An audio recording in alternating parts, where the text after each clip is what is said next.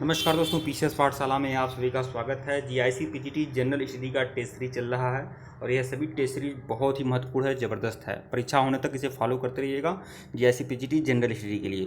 देखिए दोस्तों, GIC PGT general study के नाम से टेलीग्राम भी बनाया गया है, लिंक डिस्क्रिप्शन में है। टेलीग्राम को बिल्कुल ज्वाइन कर लीजिएगा। टेलीग्राम को ज्वाइन कर लेंगे यह सभी मॉक टेस्ट के पीडीएफ आपको टेलीग्राम पर भी मिल जाएंगे और भी बहुत सारे मटेरियल आपको टेलीग्राम में मिल जाएंगे। साथ ही साथ बताना चाहूँगा 7500 प्रश्नों की सारगर्भित रामबाण टेस्ट सीरीज की पीडीएफ है, जो जूनियर टीचर भर्ती जनरल स्टडी के लिए और जीआईसी पीजीटी जनरल स्टडी के लिए दोनों के लिए महत्वपूर्ण है। तो आप लोग उस पीडीएफ को भी डाउनलोड कर सकते हैं। लिंक डिस्क्रिप्शन में दिया गया है, डाउनलोड करने का डाउनलोड कर सकते हैं। आइए सीधे प्रश्नों पे आते हैं। प्रश्न संख्या 1 देखिएगा, मानव शरीर में निम्नलिखित में से कौन सी ग्रंथि अंतःस्रावी एवं बहिस्रावी दोनों ही प्रकार की ग्रंथि है? तो वह ग्रंथि है अग्नाशय। अग्नाशय जो है अंतःस्रावी और बहिस्रावी दोनों प्रकार की ग्रंथि है। प्रश्न 2 देखिएगा, निम्नलिखित में से किस पदार्थ में कैल्शियम विद्यमान है? कैल्शियम किस पदार्थ में विद्यमान है? तो जिप्सम में कैल्शियम विद्यमान है। जिप्सम का जो सूत्र होता है CaSO4 2H2O, यह सूत्र होता है। विकल्प सी जो है सही है। कैल्शियम किस में विद्यमान है? तो वो है जिप्सम में। प्रश्न 3 देखिएगा, मानव गतिविधियों से परिवर्तित पर्यावरण कहलाता है। मानव गतिविधियों से परिवर्तित जो पर्यावरण होता है उसे एंथ्रोपोजेनिक पर्यावरण कहते हैं। विकल्प बी। प्रश्न 4, गैस जो धान के खेत से उत्सर्जित होती है तथा भूमि के तापमान में वृद्धि करती है, तो धान के खेत से जो गैस उत्सर्जित होती है जो होती है मीथेन, एक प्राकृतिक गैस है। यह धान के खेत से उत्सर्जित होती है। भैंस आदि जब आदि होती हैं उनसे भी निकलता है मीथेन गैस, जब वह क्या बोलते हैं अपना मुँह चलाती हैं तो। प्रश्न 5 देखिएगा, 100% सौर ऊर्जा पर चलने वाला भारतवर्ष का पहला केंद्र शासित प्रदेश वह है दीव। देखिए, दीव से आप दीपक ले सकते हैं। दीपक और दीपक क्या बोलते हैं, दीपक में भी प्रकाश होता है, सूर्य में भी प्रकाश होता है। इस तरह से आप समझ सकते हैं कि सौर ऊर्जा पर चालित भारतवर्ष का पहला केंद्र शासित प्रदेश कौन है? तो वो है दीव। दीव की जो जनसंख्या है वह कम से कम 56,000 के करीब है और वह पूरी तरह से गुजरात राज्य से ज़्यादा मदद मिलती है दीव को। खंबात की खाड़ी में छोटा सा द्वीप है दीव। प्रश्न 6 देखिएगा, राष्ट्रीय परिवार स्वास्थ्य सर्वेक्षण सम्मिलित नहीं करता है। तो देखिए, राष्ट्रीय परिवार स्वास्थ्य सर्वेक्षण जो होता है यह आपका 2005 में लाया गया था। राष्ट्रीय परिवार स्वास्थ्य सर्वेक्षण 2005 में लाया गया था और यह किसका सर्वेक्षण करता है? उच्च रक्तचाप का, मधुमेह का, HIV परीक्षण का, यह 3 करता है, लेकिन यह मृत्यु का पंजीकरण नहीं करता है। राष्ट्रीय परिवार स्वास्थ्य सर्वेक्षण। प्रश्न 7 देखिएगा, प्रश्न 7 यहाँ पर कथन और कारण है, तो कथन और कारण देख लीजिएगा। सतत विकास मानव समाज के कल्याण हेतु महत्वपूर्ण है। कथन। कारण क्या है? सतत विकास से अभिप्राय ऐसे विकास है जो भावी पीढ़ियों को जरूरतों को पूरी करने की योग्यता को प्रभावित किए बिना वर्तमान समय की आवश्यकता पूरी करते हैं। तो इसमें कथन भी सही है और कारण भी सही है, और कारण कथन की सही व्याख्या करता है, यह बात आप जान लें। तो ए और आर दोनों सही है, आर ए की सही व्याख्या करता है, तो विकल्प ए जो है सही है आपका। प्रश्न 8 देखिएगा, निम्नलिखित में से किस प्रत्यक्ष लाभ योजना को Guinness book of world record द्वारा विश्व की सबसे बड़ी प्रत्यक्ष लाभ योजना माना जाता है?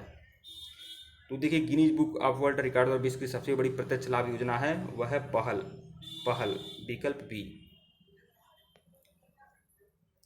प्रश्न 9 देखिएगा, राष्ट्रीय खाद्य सुरक्षा अधिनियम के संदर्भ में निम्नलिखित कथनों में से कौन सा कथन सही है? तो राष्ट्रीय खाद्य सुरक्षा अधिनियम के अनुसार कौन सा कथन सही है?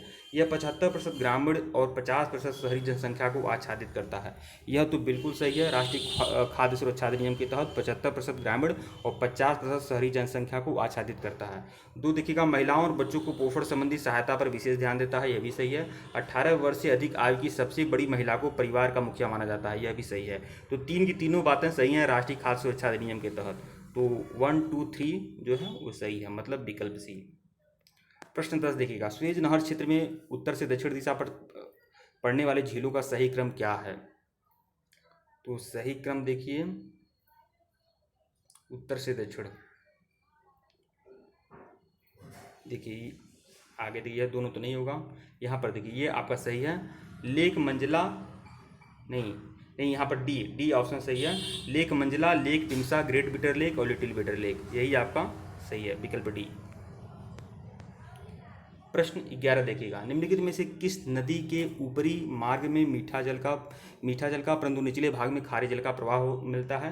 वह नदी है लूनी नदी। लूनी नदी जो है अरावली से निकलती है, अरावली की पहाड़ी से निकलती है और कच्छ के रण में विलुप्त भी हो जाती है। इसके ऊपरी जैसे निकल रही है ऐसे, तो ऊपरी भाग में मीठे जल का प्रवाह होता है और निचले भाग में खारे जल का प्रवाह होता है और यह लुप्त भी हो जाती है, मतलब कच्छ के रण में विलीन हो जाती है, अपने गंतव्य स्थान तक नहीं पहुँच पाती है। प्रश्न 12 देखिएगा, यहाँ पर आपको मिलान करना है तो मिलान करिए। पल्लव राजवंश की जो राजधानी थी वह कांची थी, पांड्यों की राजधानी थी मदुरै, यादव वंश की जो राजधानी थी वो देवगिरी थी और काकतीयों की राजधानी थी वारंगल। इस तरह से आप लोग सम्मिलित कर सकते हैं। प्रश्न 13 देखिएगा, इसको भी आप लोग को सम्मिलित करना है तो देखिए, इलाहाबाद की संधि जो हुई थी वह 1765 में हुई थी। मंगलौर की जो संधि हुई थी ये आपका हुआ था, मंगलौर की संधि जो हुई थी 1784 में हुई थी। सालबाई की संधि जो हुई थी 1782 में हुई थी और मद्रास की संधि जो हुई थी वो आपकी 1769 में हुई थी। इस तरह से आप लोग सम्मिलित कर लीजिएगा।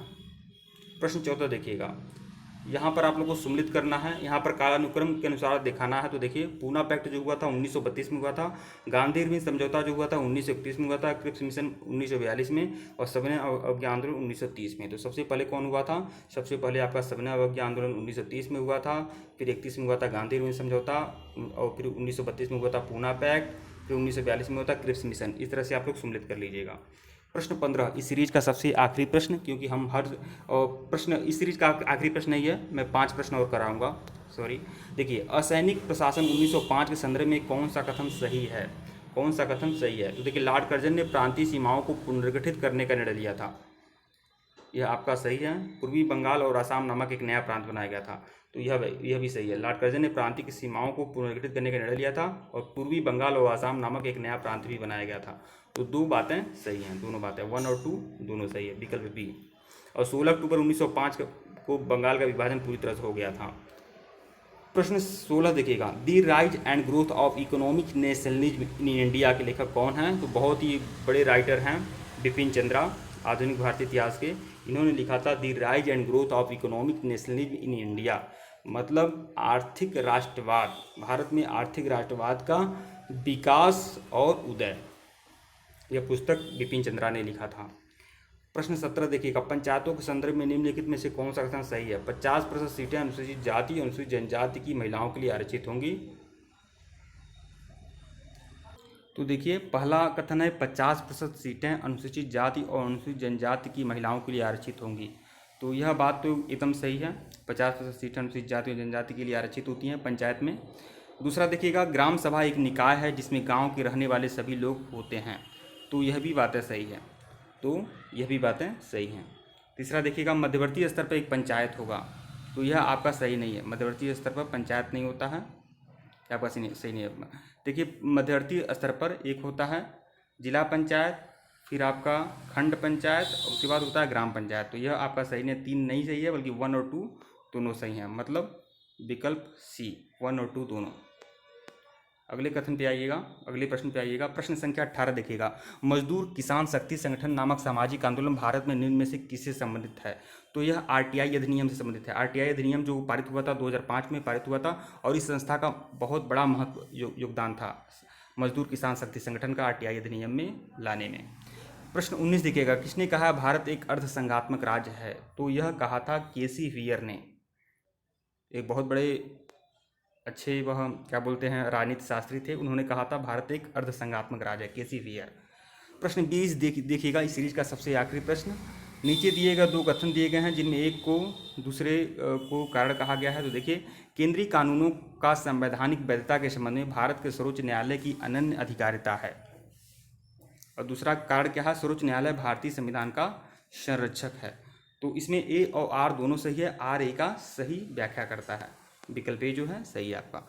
ठीक है दोस्तों, वीडियो को लाइक और चैनल को सब्सक्राइब करेगा। डिस्क्रिप्शन में लिंक टेलीग्राम का है, टेलीग्राम को बिल्कुल ज्वाइन करेगा। 7500 प्रश्नों की सारगर्भित रामबाण टेस्ट सीरीज की पीडीएफ डिस्क्रिप्शन में दिया गया है, लिंक डिस्क्रिप्शन में है, आप लोग उसे डाउनलोड कर लीजिएगा। अगर डाउनलोड करने में असुविधा होती है तो आप हमारे व्हाट्सएप पर मैसेज कर सकते हैं, मैसेज ही करिएगा, कॉल बिल्कुल मत करिएगा दोस्तों। जो भी मटेरियल है चार्जेबल है, और परीक्षा होने तक आप जीआईसी पीजीटी जनरल स्टडी के नाम से जो भी सीरीज मिल रही है उसको फॉलो करते रहिएगा, परीक्षा होने तक फॉलो करते रहिएगा, और टेलीग्राम को बिल्कुल ज्वाइन करिएगा। टेलीग्राम का लिंक डिस्क्रिप्शन में दिया गया है।